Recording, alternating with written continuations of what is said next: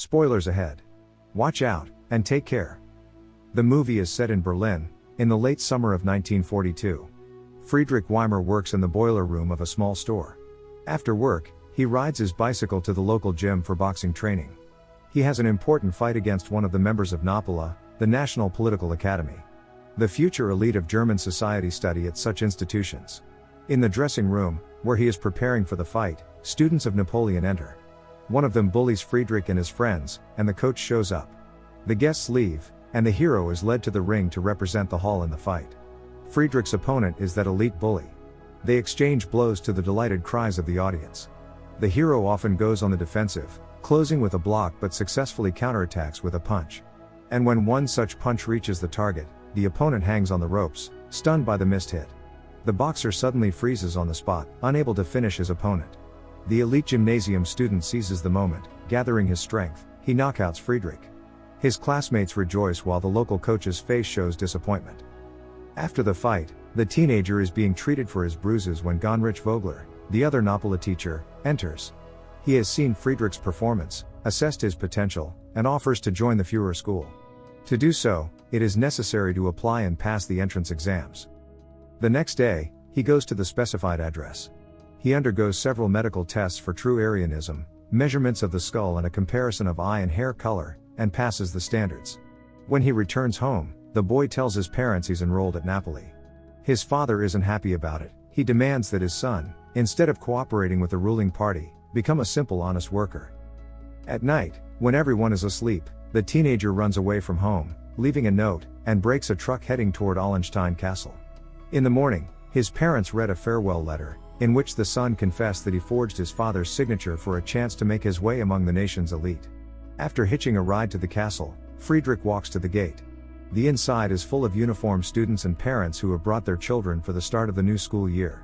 The young man enters the courtyard with the joy of Harry Potter seeing Hogwarts for the first time. He is greeted by Vogler, who admits to forging his signature. Here, deception and lies are frowned upon, but the teacher is willing to keep quiet. Vogler takes Friedrich to the issuing of the official uniform, telling him on the way that pupils of his age are not often admitted to the academy, but he has put in a good word for him. The teacher passes the newcomer to one of the students to show him around the room and introduce him.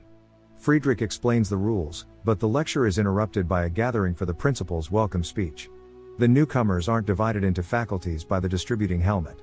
Instead, the headmaster states that the students are equal, regardless of their background. When they graduate, they will become the elite of the nation, not just any worker.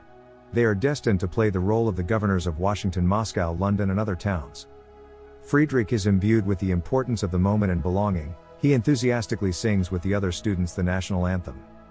In the evening, the duty officer makes the newcomer do push-ups, and scatters the sloppily folded things. Vogler shows up and cancels the punishment, since Friedrich is his favorite. He has trouble sleeping at night and looks out his window to see a new student, who has been assigned to their room. In the morning, the newcomer helps him with making the bed. The duty officer wants to reprimand Friedrich for being slow, but notices a new student and changes his mind. The students are exercising when the teacher is informed that a teenager named Siegfried has wet his bed again. The teacher tells him to fetch the mattress, then makes him do on it. Until he does this, the rest of the group performs the exercises. At lunch, the director introduces Albrecht, who turns out to be the son of Gauleiter Stein. Their everyday routine, studying the Führer's ideology, literature, history, practical exercises in physical training and shooting goes on. One day the pastor comes for lunch. He only appears when it is necessary to tell the students the bad news about the death of relatives. Finally, Vogler calls Friedrich to boxing practice, something he was taken to Naples for in the first place. The teacher tells him that Allenstein was, for a long time, the champion among the national political academies. But in recent years, another school has taken the trophy. One photo shows Vogler losing with a dejected look. The next championship is planned for winter, and Friedrich needs to be coached by then. On his way out of the gym, the teenager sees Siegfried standing in the courtyard, holding a pissed mattress over his head. Friedrich discovers that Albrecht is working on the school newspaper. He likes to write. But his parents don't appreciate his talent, which saddens the boy. To support his comrade, the boxer takes it upon himself to read the essays and give his opinion. Soon there will be the first competition between the boxing academies. The fight goes all the way to the knockout. Friedrich fights in his favorite manner, a deft defense with occasional successful counterattacks. After several missed punches, He manages to switch to an attack and stun his opponent. He lies on the ropes, and Vogler shouts for the hero to finish. Freezing for a moment, Friedrich knocks his opponent out with a brutal punch. Such brutality surprises Albrecht, who does not share the cheers of the fans. After the fight, the headmaster thanks him, expressing the hope that he will continue to delight the academy with victories. But Albrecht wonders if Friedrich didn't feel sorry for the defeated opponent. The conversation somewhat overshadows the joy of victory. During another wake-up call, the duty officer notices that Siegfried has again wet himself, and asks for money to keep quiet about it. The class goes to the grenade-throwing class. The gym teacher explains the algorithm of the action, after which the students in the trench begin the practical exercises. The excited boys cope until one falls into a catatonic stupor from the explosions, and the teacher shouts and drops a grenade under his feet. The teacher leaps briskly out of the trench as the students stare at the grenade in confusion. The explosion is moments away when Siegfried covers it with his body, saving the others. Shards settle on the faces of his comrades. During Siegfried's funeral, Gauleiter Stein gives a speech that turns into an agitated speech with every word he utters. Finally, he nails a medal to the dead man's coffin. At the next gym class, the perpetrator of the tragedy is escorted past the classroom. His parents take him home. The gym teacher, who has left the students in danger, brags about his abs, suggesting that Friedrich the boxer try to punch him. But the boy doesn't want to do it. The teacher can't stand it and yells at him, and when he stops flexing his muscles, the hero suddenly punches him in the stomach. Albrecht invites Friedrich to his house for the weekend. It's his father's birthday. They go to the mansion, where the sportsman admires the decorations, to which the comrade replies that it was all here before they were put there. Albrecht tries to tell his mother how he is doing at school, but she does not listen to him, absorbed in organizing a gala dinner. In the evening, the Gauleiter arrives with his colleagues for the difficult Nazi business. They sit around the table, drinking and praising each other. Albrecht wants to recite a poem he wrote for his father, but he interrupts him. The conversation switches to Friedrich. The officers remember his recent victory. The guests go down to the cellar, where there is a makeshift ring. The Gauleiter orders the boys to put on a show fight.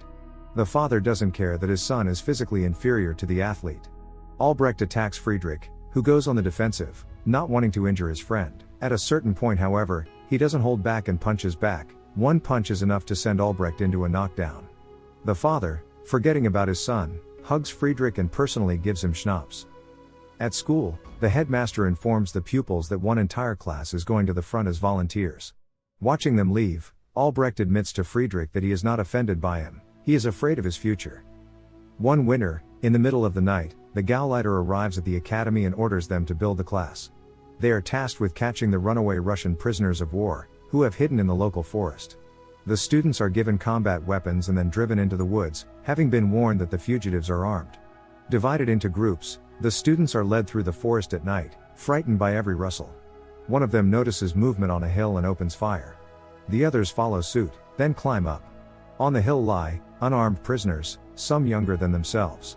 Albrecht tries to help a wounded man, who whispers in Russian, "Thank you, comrade." While he fiddles with the bandages, Friedrich examines the others, and bumps into a survivor.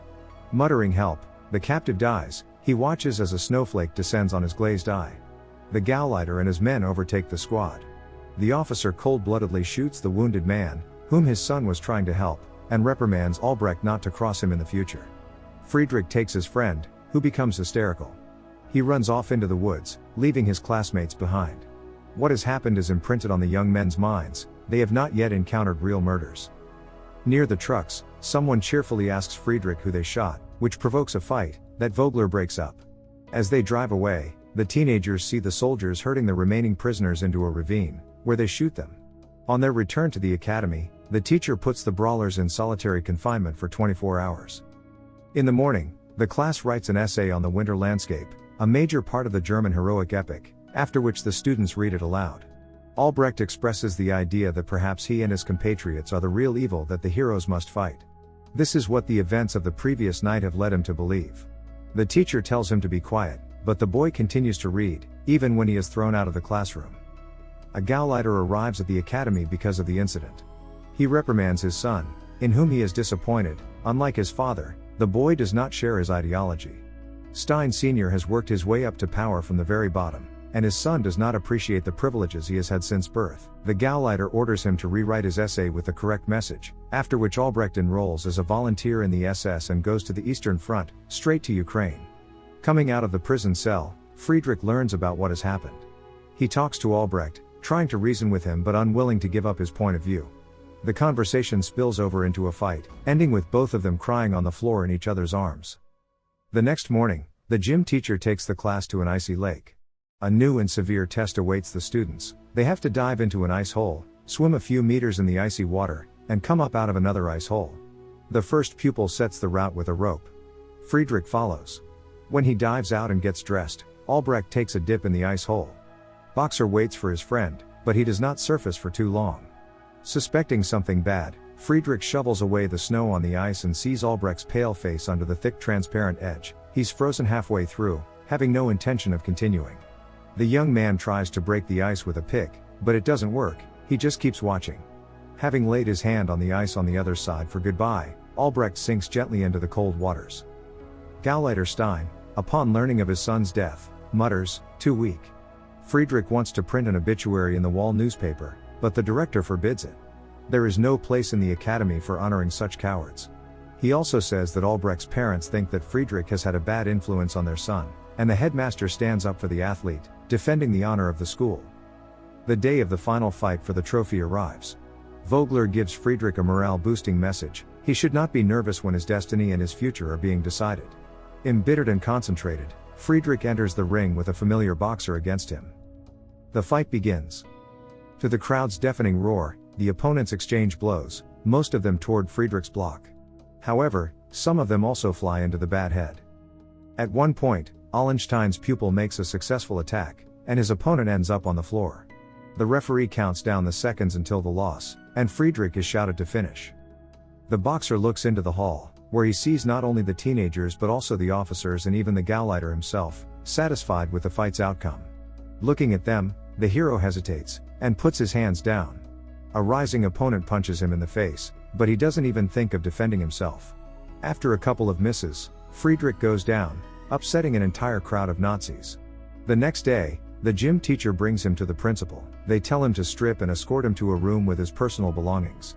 Friedrich changes into the clothes in which he arrives at the academy. He is led to the gate under the disappointed looks of his former classmates and Vogler, who has not even said goodbye to him. Once outside the gate, Friedrich takes one last look at the castle, turning around and disappearing into a white blanket of falling snow.